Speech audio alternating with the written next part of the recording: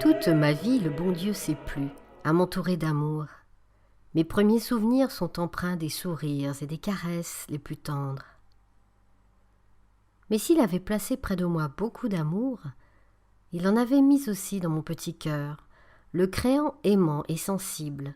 Aussi j'aimais beaucoup papa et maman, et leur témoignais ma tendresse de 1000 manières, car j'étais très expansive.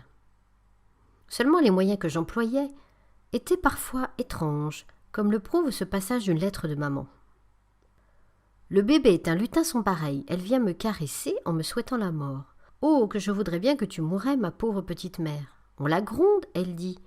C'est pourtant pour que tu ailles au ciel, puisque tu dis qu'il faut mourir pour y aller. Elle souhaite de même la mort à son père, quand elle est dans ses excès d'amour. Le 25 juin 1874, alors que j'avais à peine 18 mois, voici ce que maman disait de moi. Votre père vient d'installer une balançoire. Céline est d'une joie sans pareille, mais il faut voir la petite se balancer. C'est risible, elle se tient comme une grande fille. Il n'y a pas de danger qu'elle lâche la corde, puis quand ça ne va pas assez fort, elle crie. On l'attache par devant avec une autre corde, et malgré cela je ne suis pas tranquille quand je la vois perchée là-dessus. Il m'est arrivé une drôle d'aventure dernièrement avec la petite. J'ai l'habitude d'aller à la messe de 5h30. Dans les premiers jours, je n'osais pas la laisser, mais voyant qu'elle ne se réveillait jamais, j'ai fini par me décider à la quitter. Je la couche dans mon lit et j'approche le berceau si près qu'il est impossible qu'elle tombe. Un jour, j'ai oublié de mettre le berceau. J'arrive et la petite n'était plus dans mon lit. Au même moment, j'entends un cri.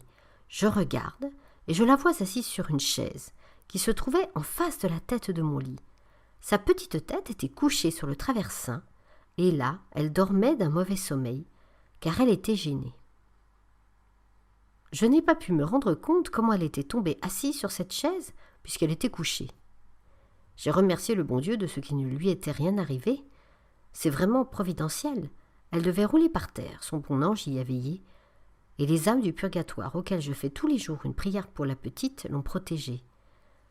Voilà comment j'arrange cela. Arrangez-le comme vous voudrez.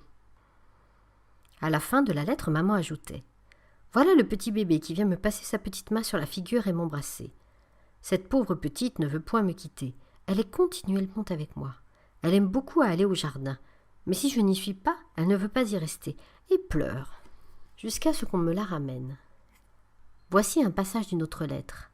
La petite Thérèse me demandait l'autre jour si elle irait au ciel. Je lui ai dit que oui, si elle était bien sage. Elle me répond « Oui, mais si je n'étais pas mignonne, j'irais dans l'enfer.